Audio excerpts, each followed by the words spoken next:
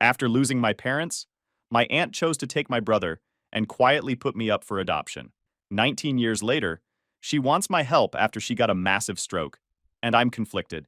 Hey, Reddit, I need to get this off my chest. So please read the whole thing, then tell me. Did I handle it right? I'm Ethan, 26 male, and I just got an insane call. My Aunt Grace, the same woman who literally tried to erase me from existence when I was 7, had a massive stroke, and apparently she wants my help now. Now let me rewind. When I was 7 years old, my parents died in a head-on collision with a semi-truck. The driver fell asleep at the wheel, crossed the median on I-25, and that was it. My younger brother Noah and I were at home. He was 5. One minute we're fighting over who gets to play Mario Kart. The next minute, 2 cops are at our door. My Aunt Grace swooped in almost immediately. She lived in Scottsdale with her husband and her son Oliver in their perfect McMansion. She showed up to the funeral in an all-black Chanel outfit, dabbing at her eyes like she was auditioning for a soap opera. This woman had always been obsessed with appearances. Everything had to look right. Her house looked like a West Elm catalog. Her son Oliver had to be the best at everything, and she'd been judging me since I could walk. Before my parents died, whenever she visited, she'd make these little comments. Noah was the good kid, quiet, obedient, followed directions.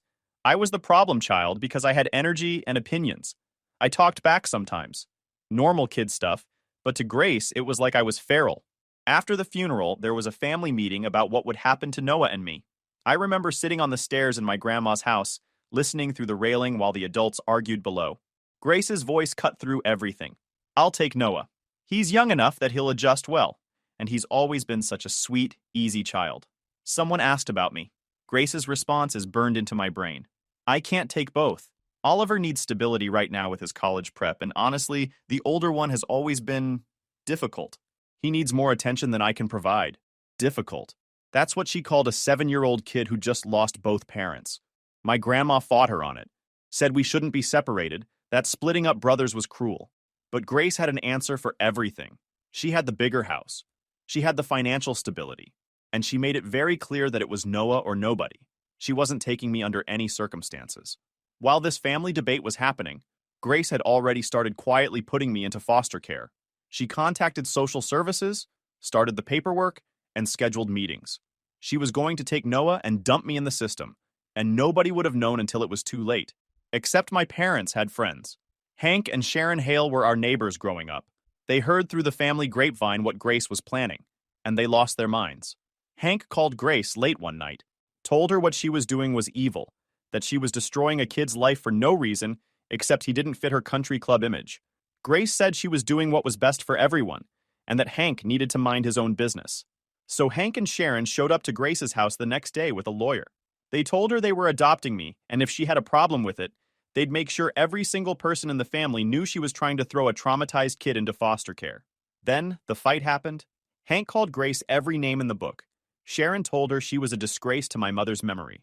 Grace just stood there with her arms crossed, ice cold, and said, "You can have him, but don't expect me to play happy family with your charity case." She called me a charity case. Hank and Sharon took me home that day. Within 2 months, the adoption was finalized, and we moved to Denver. Noah stayed with Grace in Scottsdale. I cried about losing my brother for maybe a few weeks. Then honestly, I moved on. The Hales saved my life. Real talk. Hank taught me how to work with my hands, took me to Broncos games, never made me feel like I was too much. Sharon helped me with homework, packed my lunches, and showed up to every school event. They had 2 daughters already, and they folded me into the family like I'd always been there. After we moved, my extended family cut Grace off completely. Everyone was disgusted by what she did. She got iced out of every family event, every holiday, every reunion. For the past 19 years, I haven't heard from Grace or Noah. Not a birthday card, not a Christmas text, nothing. I lived my life, graduated high school, went to college for finance, got a solid job at an investment firm in Denver, bought a condo. I started dating my girlfriend Rachel 4 years ago, and we're talking about getting married. Life has been good. I built something real with people who actually cared about me. Then last week, out of nowhere, I got a call from a rehabilitation facility in Scottsdale. Some nurse named Gail tells me Grace had a massive stroke 8 months ago that left her partially paralyzed and confined to a wheelchair. And since then, her entire family has abandoned her. Her husband divorced her. Her son Oliver stopped visiting. Noah moved across the country and blocked her number. Grace is alone, dependent on facility care, and apparently she's been asking for me. The kid she threw away? Gail says Grace cries most nights, talks about regrets, keeps saying she needs to fix things while she still can. Noah gave them my number before he blocked Grace's calls, and now they're reaching out because Grace is having episodes where she becomes severely depressed about the boy she gave away. Gail asks if I'd be willing to visit. I sat there on my couch, phone pressed to my ear, genuinely speechless.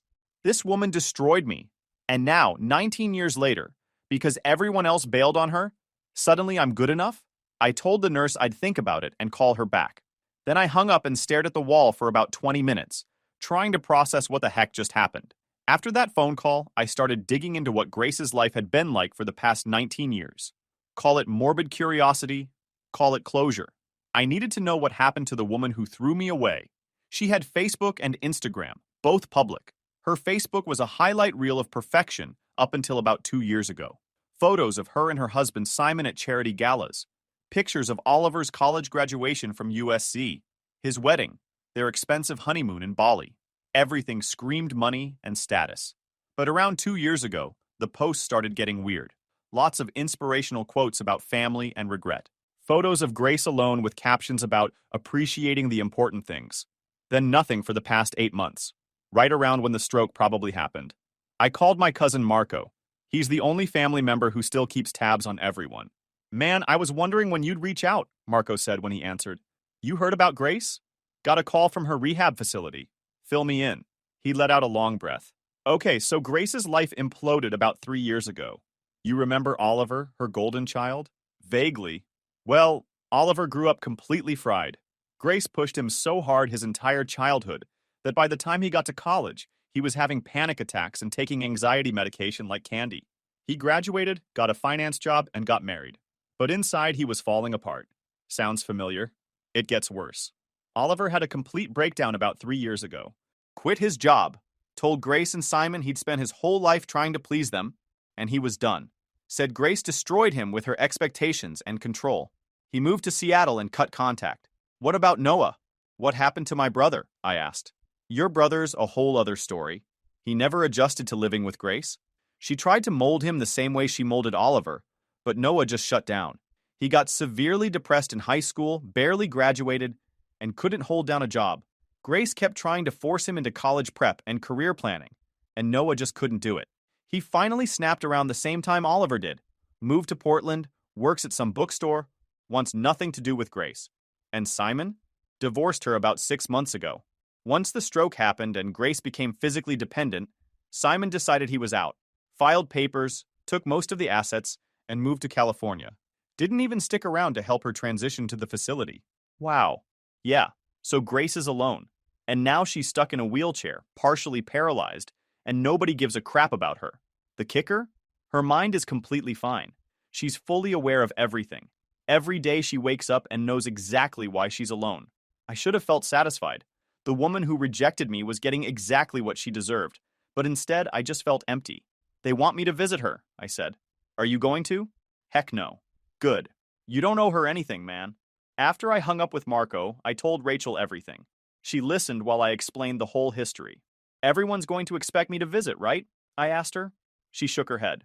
You're not obligated to give closure to someone who never gave you any. The fact that she's physically disabled doesn't change what she did to you. She knows exactly what she did. Over the next few days, I kept thinking about Grace. And that's when I remembered something important. My parents had a life insurance policy, $500,000 split between Noah and me. Grace was named as the trustee until we turned 21. I got my share when I hit 21, no issues. But I'd never followed up on whether Noah got his. I called my old family lawyer, asked him to pull the records on the trust. What he told me made my blood run cold. Grace had been skimming from Noah's trust for years.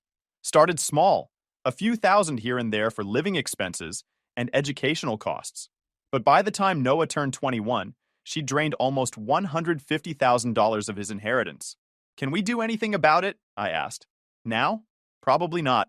Too much time has passed, and she'd claim it was all legitimate expenses for raising him. I sat there staring at my computer screen, mind racing. Grace didn't just reject me and take Noah. She used him, took his money, broke his spirit, and tossed him aside when he didn't perform up to her standards. That's when I decided. I wasn't visiting Grace to give her closure. But I was going to confront her with exactly what she'd lost and what she'd done. Not revenge, just the truth. I spent the next week putting together a plan, just a dismantling of the narrative Grace had probably built in her head about why her life fell apart. People like her don't accept responsibility. They rewrite history to make themselves the victim. I'd bet money that in her version of events, she was the loving aunt who made hard choices, and Oliver and Noah were ungrateful kids who abandoned her for no reason. First, I reached out to Noah. Marco had an old email address. I sent him a message explaining who I was and asking if we could talk. He responded 2 days later, gave me his number. "This is weird," Noah said when he picked up. His voice was deeper than I remembered, but there was this exhaustion in it. "Yeah, it's been 19 years. We made small talk for a few minutes. Then I asked him about the trust fund. There was a long silence. "How did you know about that?" Noah asked quietly. "I had my lawyer pull the records. She took you for about $150,000. "I know. I figured it out a few years ago. But what was I supposed to do? She documented everything. And honestly, I just wanted to be done with her." "Did you ever confront her about it?" "Once. Right before I moved to Portland. She said she spent it raising me and I should be grateful she took me in at all. Said I was expensive and difficult and she could have put me up for adoption like she tried to do with you." My jaw clenched. "She said that to you?" "Multiple times. Anytime I didn't meet her expectations, she'd remind me that I was a burden she chose to take on. Even after the stroke, when I visited her in the hospital, she tried to guilt me. Said I owed her for everything she'd done, that I needed to help take care of her now. That's when I left and blocked her number." "Noah, they called me. The rehab facility. They want me to visit Grace." "I know. I gave them your number. I'm sorry, man. She kept begging me to contact you and I couldn't deal with it anymore. I'm not going to visit her to give her closure," I said. "But I am going to go down there. And I need your help." I explained my plan. He was quiet for a minute, then he let out a short laugh. "That's cold, man. She earned it." Over the next few days, Noah sent me everything. Emails from Grace over the years criticizing him, berating him for not being good enough, documentation of the times she threatened to kick him out if he didn't meet her standards, screenshots of bank statements showing the trust fund withdrawals. I also reached out to Oliver through LinkedIn. He was suspicious at first, but once I explained I wasn't looking for a reunion, just information, he agreed to a call. Oliver's story was even worse. Grace had been emotionally abusive his entire childhood. Nothing was ever good enough. A 95 on a test was a failure. Second place in a piano competition meant he wasn't trying hard enough. She controlled every aspect of his life until he escaped to college. "She destroyed my first marriage," Oliver told me. "My ex-wife couldn't handle her constant interference. And I was so conditioned to please my mother that I took Grace's side every time." He'd been in therapy for 5 years trying to undo the damage. He'd remarried, moved across the country, blocked Grace's number. With Noah and Oliver's help, I put together a comprehensive timeline. Every terrible thing Grace had done to each of us. Documented with texts, emails, bank records, medical records showing Noah's depression and Oliver's anxiety disorders. Then I contacted my family lawyer and had him draft a formal letter outlining the trust fund situation. Something official looking that spelled out exactly what she'd done. The final piece was a letter I wrote myself. I let it all out on the paper. How she rejected me at 7 years old. How she tried to put me in foster care. How she took Noah and destroyed him. How she stole from deceased parents' children to fund her lifestyle. The worst thing you can do to someone like Grace isn't to scream at them. It's to calmly show them the damage they'd caused. Rachel read it when I was done. "This is brutal," she said. "Is it too much?" "No. It's exactly what she needs to hear. But are you sure you want to do this?" "I'm sure. She spent 19 years never taking responsibility for what she did. The stroke doesn't erase what she did. Then I'm coming with you." We booked flights to Scottsdale for the following week. The week before we flew to Scottsdale, my adoptive dad Hank had a heart-to-heart with me about the Grace situation. Hank's not usually the type to get deep about emotions. But the night before Rachel and I were supposed to leave, he asked me to go grab some food with him. We ended up at this diner near his place. Hank didn't say anything for a while, just looked out the window. Finally, "Sharon told me you're going to see Grace." "Yeah, Rachel and I fly out tomorrow." "You don't owe that woman anything. You know that, right?" "I know." "Then why go?" "Because I need her to see what she actually did." "Not for her. For me." Hank nodded slowly. "That's fair." He took a long sip. "You know, after we adopted you, Grace called Sharon. Said we'd made a huge mistake. That you were going to be a problem kid, and we'd regret taking you in. I'd never heard this before." "What did Sharon say?" "She told Grace off and hung up." Hank smiled slightly. Then she cried for an hour because she was so angry. Not about what Grace said about you. Sharon never doubted you for a second. She cried because she couldn't believe someone could be that hateful about a kid who'd already been through so much. Something tightened in my chest. I didn't know that. We never told you because we wanted you to feel safe and wanted, which you were. You still are. I know, Dad. He reached across the table and gripped my shoulder. You turned out better than Grace ever deserved. Don't forget that when you're sitting across from her tomorrow. We finished our meal and drove home. That conversation did more for me than any amount of therapy could have. The next morning, Rachel and I flew to Phoenix, rented a car, and drove to Scottsdale. The rehab facility was in North Scottsdale. After lunch, we drove to Desert Springs Rehabilitation Center.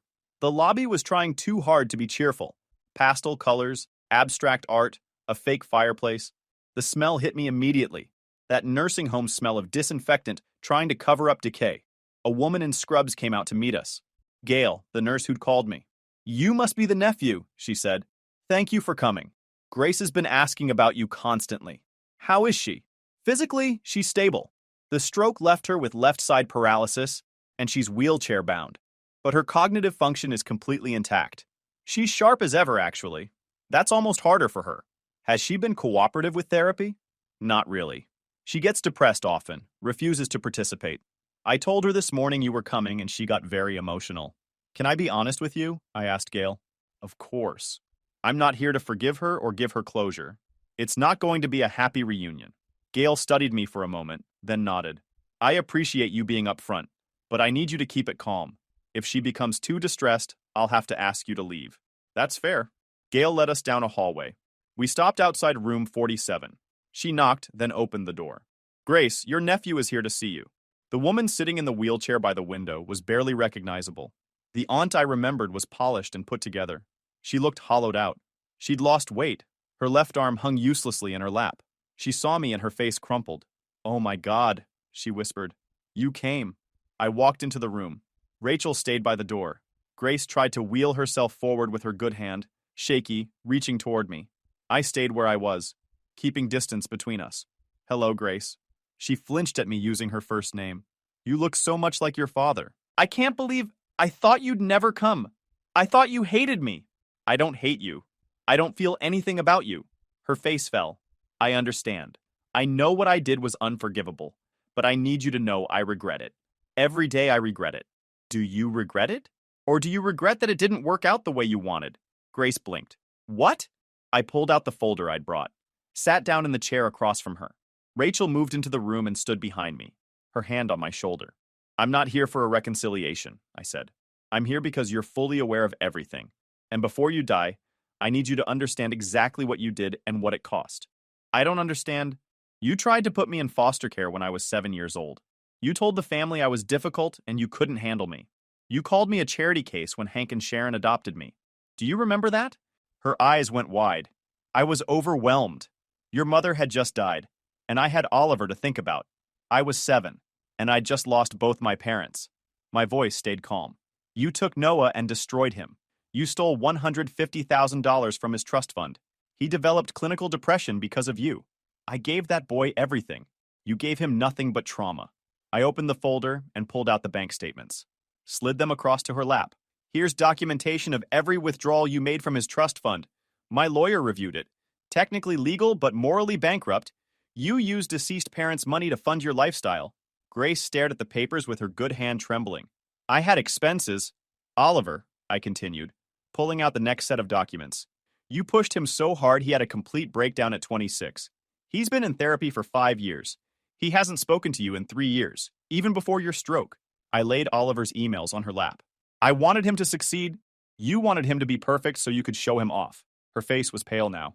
Ethan, I made mistakes. I know I did. But I loved my family. I loved you. You ruined 3 lives. I pulled out the final document, the letter I'd written. This is everything you did. Every cruel word, every manipulation, every failure. I wrote it all down. I stood up, placed the letter in her lap. Read it or don't. I don't care. But you need to understand something. You're alone because you earned it. Oliver's not coming back. Noah's not coming back. Simon left you, and I was never yours to lose because you threw me away before I was old enough to understand what family meant. She looked up at me, tears streaming down her face. Please, I'm sorry. I'm so sorry. I can't. I can barely do anything by myself anymore. I need help. I am so lonely now. I need family. You think people left because of the stroke? Because you need help now? I leaned forward. They didn't leave because you became disabled. They left because you spent decades being cruel to people who loved you. The stroke just gave them an excuse to finally do what they should have done years ago. That's not. I was a good mother. You never were. You were an obstacle. I turned to leave. Grace tried to wheel after me, awkward and desperate. Wait, please. I can change. Just give me a chance. You had 19 years to reach out, to apologize, to be a better person. You didn't. Now your body is broken and you're scared, and you want me to absolve you. I'm not doing that. Rachel and I walked to the door. Behind us, Grace was crying harder now, struggling to turn her wheelchair around. I'm your family. You can't be that heartless. I stopped, turned back one last time. You're not my family. Hank and Sharon are my family. You taught me exactly what family isn't, and I'm grateful for that lesson. Grace collapsed forward in her wheelchair, sobbing into her good hand, the papers scattered around her. I walked out and didn't look back. In the hallway, Gail touched my arm gently. Are you okay? Yeah, I'm good. That was hard to watch, but I think she needed to hear it. She's been trying to convince herself that everyone left because of the stroke. You showed her the truth. Will she accept it? Gail shrugged sadly. Some people never do, but at least she can't pretend anymore. Rachel and I walked out into the brutal Arizona sun. I felt lighter somehow, like I'd been carrying something heavy for 19 years and finally set it down. 3 weeks after the Scottsdale trip, life went back to normal. Then Noah called me on a Tuesday night. Hey man, I wanted to give you a heads up. Grace's lawyer contacted me today. I put my drink down. Why? Apparently Grace updated her will. Right after you visited her, actually. She left everything to charity, some stroke research foundation. Oliver and I got completely written out. Wow. How do you feel about that? Honestly, relieved. I don't want her money. It's tainted.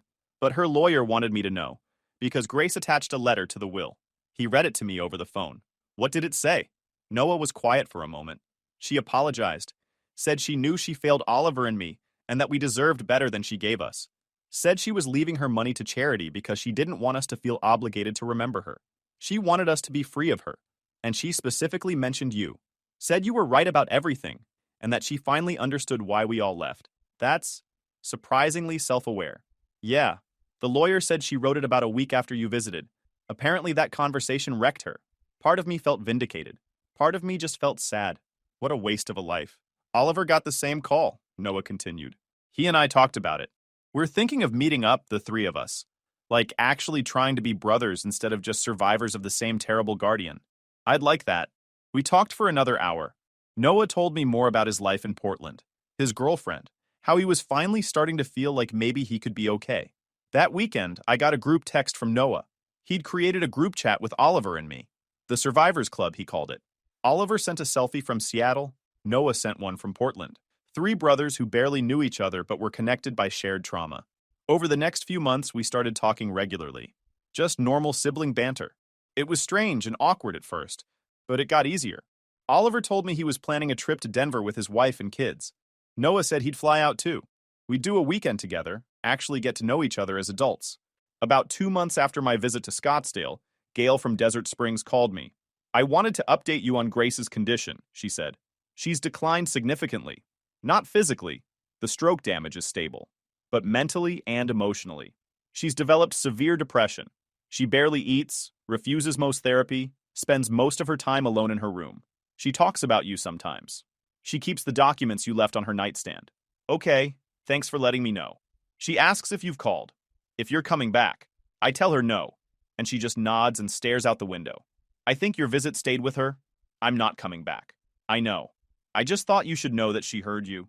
After that call, I felt something shift. The anger I'd been carrying finally dissolved. I'd said what I needed to say.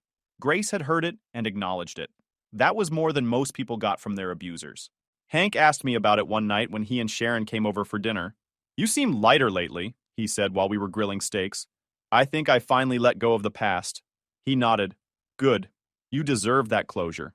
Later that night, after they left, Rachel and I were cleaning up. You know what's wild? I said. Grace spent my entire childhood trying to erase me, and I ended up with a better family anyway. That's because good people found you. And because you let them in. Do you think Oliver and Noah will be okay? I think they're working on it.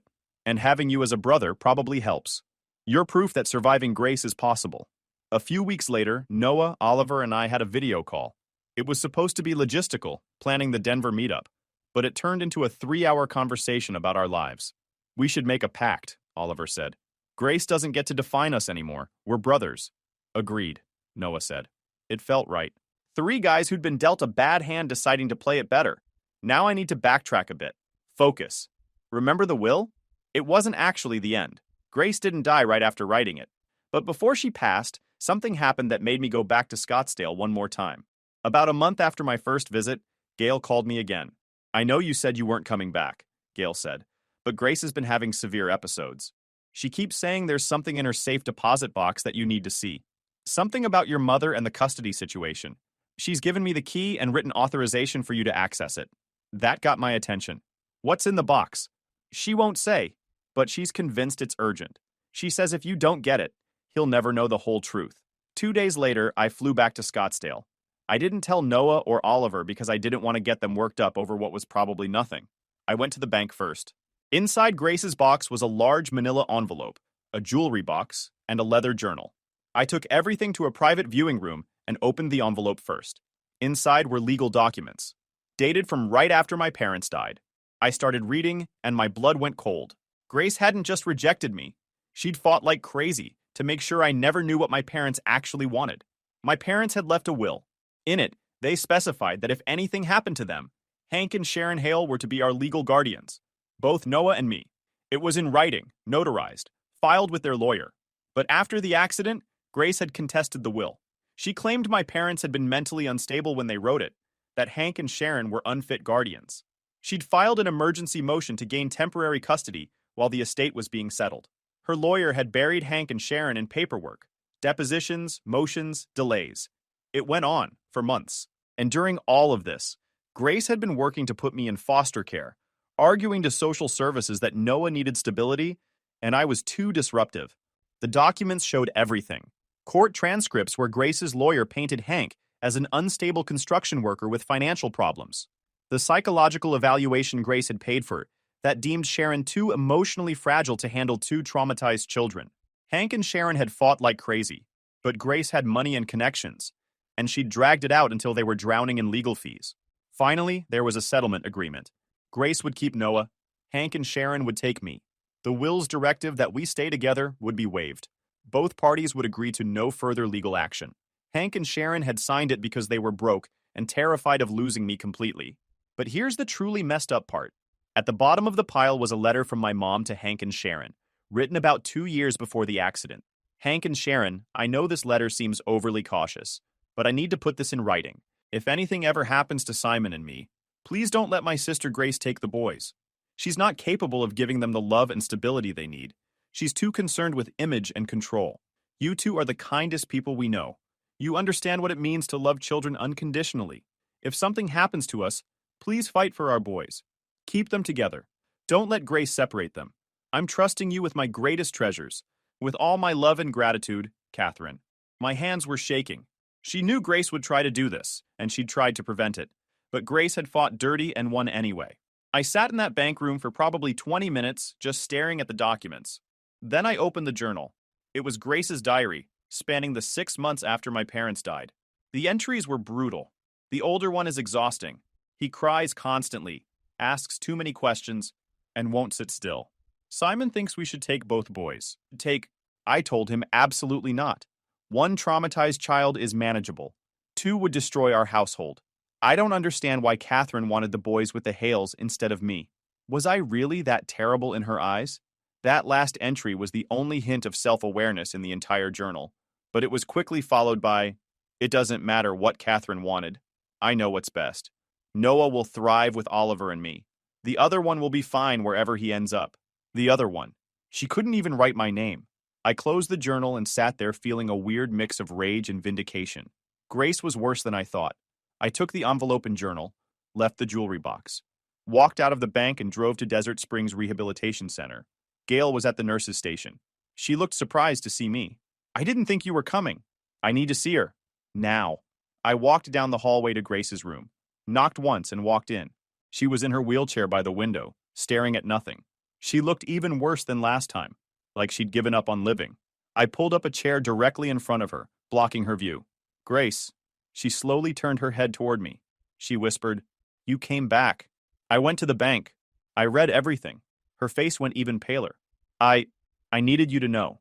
Know what? That you fought against my parents' wishes? That my mom specifically wrote a letter begging Hank and Sharon to keep you away from us? Grace's breath hitched. Your mother, she never understood. My mother understood exactly who you were, and she tried to stop you. But you fought dirty. I thought I was doing the right thing. My voice stayed calm. You did what served you. You wanted the easy kid and got rid of the difficult one. You fought a legal battle against two people who couldn't afford to fight back. Grace was crying now, but this was different. Defeated. Broken. I kept those documents because I felt guilty. Every time I looked at Noah and saw how miserable he was, I'd think about you. Wonder if I made the wrong choice. She was right about you. I know. Grace slumped in her wheelchair. I spent 19 years trying to prove your mother wrong, and all I did was prove her right. I destroyed everyone I touched. I leaned forward. Here's what I want you to understand in whatever time you have left. You didn't just fail. You fought against my parents' dying wishes. You separated two brothers who just lost everything. I know. Why did you want me to see those documents now? She was quiet for a long moment. Because I'm dying. She cried. I stood up, holding the envelope and journal. I'm going to show these to Hank and Sharon. They deserve to know they were following my mom's wishes. Good. Grace looked up at me. Tell them I'm sorry. For what I said about them. For everything. I'm not your messenger. If you want to apologize to them, write another letter. Though I doubt they'd read it. She nodded slowly. That night, I sat down with Hank and Sharon and showed them everything. The will contest. The legal motions.